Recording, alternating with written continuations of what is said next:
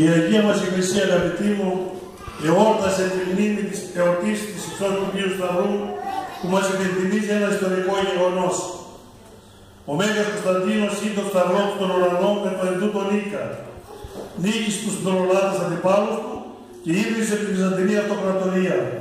Η δε μητέρα του Αγία Ελένη πήγε στο Γολγοθά, έσκαψε και βρήκε τον τίμιο σταυρό. Ο Πατριάρχης Ιεροσολύμου Μακάριος τον ύψωσε ψηλά και οι χριστιανοί έφεραν τον Κύριε ελέησον. Από τότε οι Ορθόδοξοι εορτάζουν την μέρα αυτή και τιμούμε τον Τίμιο Σταυρό.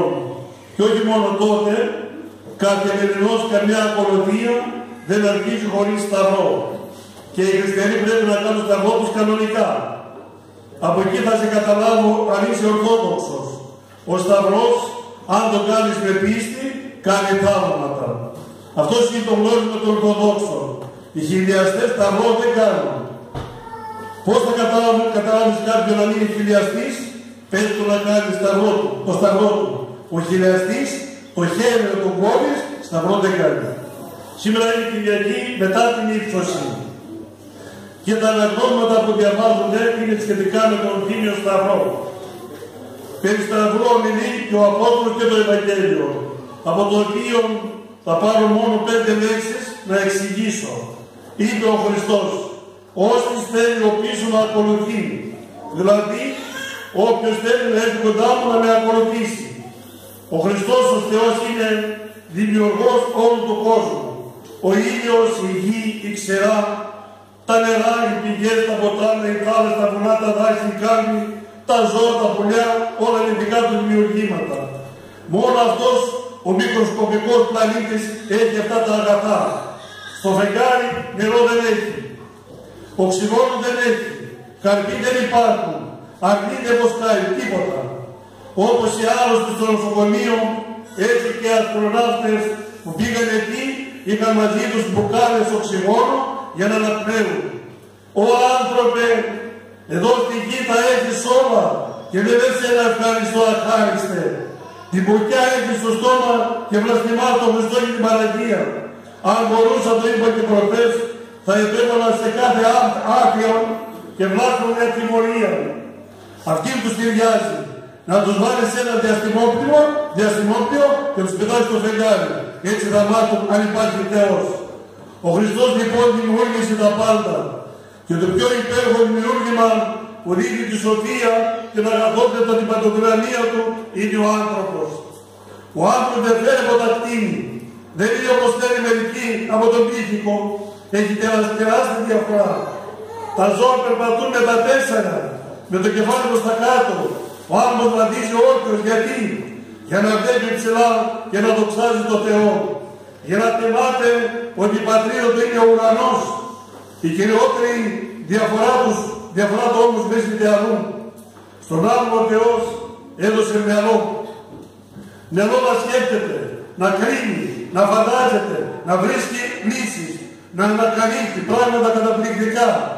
Τη μαϊμού 10 χρόνια να τη βάλει στο σχολείο, δεν μπορεί να μάθει το αλφάβητο. Ενώ ο άνθρωπος, το μικρό παιδάκι με το μυαλό του σε μικρό διάστημα ροφάει, σαν σπουδάει τα γράμματα και γίνεται επιστήμονας. Έδωσε ακόμα ο Θεός τον άνθρωπο γλώσσα για να εκφράζει τα αισθήματά του. Το έδωσε ακόμα συνείδηση για να επενεί ό,τι καλό και να ελέγχει ό,τι κακό κάνει. Ο Θεός έδωσε ακόμα τον άνθρωπο ελευθερία. Το έπαιξε ελεύθερο και για να εκφραστώ έτσι σέβεται την ελευθερία του. Στην Παλαιά Διαθήκη, σε κάποιο χωρίο λέει: «Άνθρωπε, είσαι ελεύθερος. Μπροστά σου είναι και η φωτιά και το νερό. Αν απλώσεις το χέρι στη φωτιά θα καείς. Αν το βάλεις στο νερό θα δοσιστείς. Διάλεξε και πάλι». Και όμως ο άνθρωπος δεν διαλέγει το νερό. Βάζει το χέρι μέσα στη φωτιά. Δεν βλέπετε.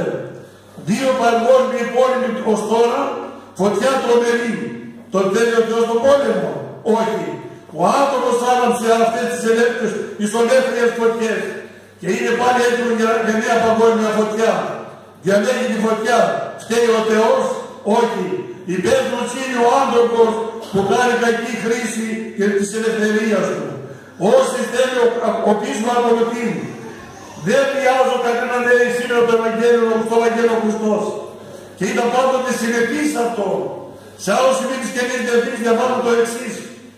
Κάποτε ο Κύριος περνούσε με τους μαθητάς του από μια πόλη της Σαμαρίας, όπου οι κάτοικοι Αγγλίκοι και Βάρβαροι δεν τον δέχτηκαν. Δυσαρεστήθηκαν οι μαθητές και είπαν: «Κύριε, θέλεις να πούμε να πέσει φωτιά, να τους κάψει όπως έκανε και ο Ηλίας?» Τι απάντησε ο Χριστός?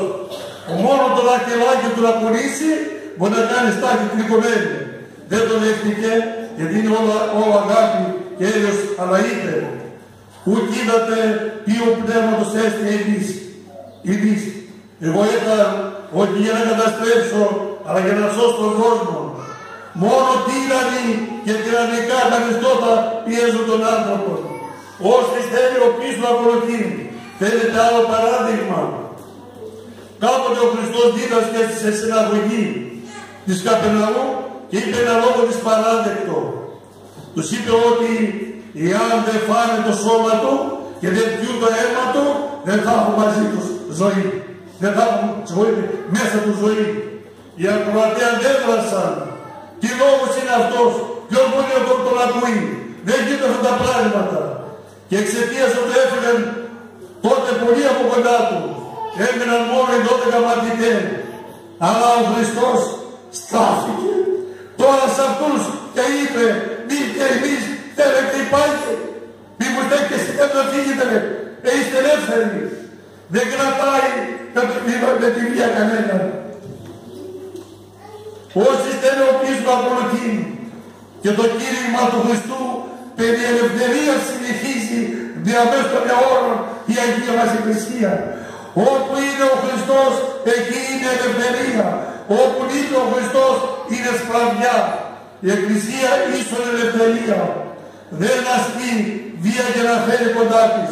Η Εκκλησία δεν έχει πολεμικά όπλα, σπαθιά, τουφέκια, υποβλήτια, αεροπλάνα και βόμβες.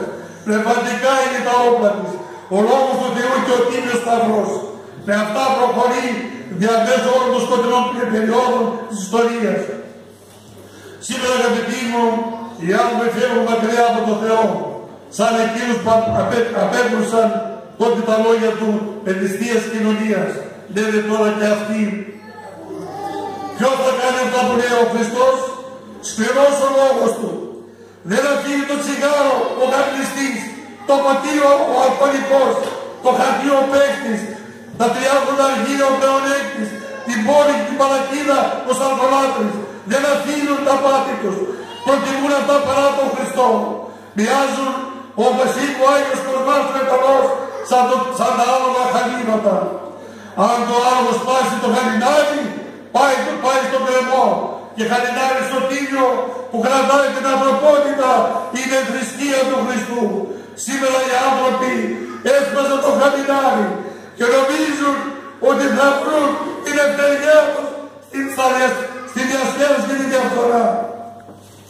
Και φεύγουν μακριά, λιγόστε τσαριτιστοί, αυτοί που αγαπούν τον Θεό, λίγοι πάνε στην εκκλησία, οι πολλοί σε ανοιχτούς τα κέντρα, σε δίσκοτεξ, στην οθόνη της τηλεοράσεως, όλες ολόκληρες εκεί. Και για τον Θεό, πόσο σου ζητάει ο Θεός, από τις 168 ώρες της εβδομάδας, μία ώρα ζητάει ο Θεός. Τόσο βαστάει η Θεία Λειτουργία από την ευλογημένη βασικά του Παρδός μέχρι το Κιευκόνου. Έλα να πεις ένα ευχαριστώ, ένα Κύριε Λέησον, να πεις ένα μυστικό Κύριο μέσα στη βασιλεία σου. Λιγόστεψαν οι πιστοί και θα λιγοστέψουν ακόμη. Κάπου διάβαζα εκεί πέρα, αν φτάσει στο σημείο να φωνήσει τον κράτο την εκκλησία, ξέρετε πόσοι πιστοί θα μείνουν, 500 ψυχές. Από τα 11 εκατομμύρια, 500 ψυχές θα παίρνει το Χριστό. Και θα λιγοστέψουν ακόμη. Μέσα στους χίλιους ένα θα μείνει. Αλλά και αν ακόμη μείνεις ένας και μόνος, μην καυθεί, συγχωρέστε με. Διότι ένας με τον Χριστό είναι η πλειοψηφία, τεραστία δύναμης. Ο χριστιανισμός δεν είναι ποσοτικός, είναι ποιοτικός. Δώστε μου ένα παιδί, ένα νέο, μια κοπέλα που να ακολουθήσει την πίστη του Χριστού μας. Δώστε μου έναν άντρα, μια γυναίκα, έναν παπά, έναν εκπαιδευτικό που να πιστεύουν. Δώστε μου ένα χωριό, μια πόλη που να λατρεύουν τον Χριστό. Εκεί είναι η χαρά, η πραγματική ελευθερία. Σας το λέω, δεν θα νικήσουν οι άτεοι, δεν θα νικήσουν οι μασόνοι. Θα νικήσει ο ένας, ο Ιησούς Χριστός. Όταν ευλογείται και η τελειτσού της πάντας τους αιώνας. Αμήν.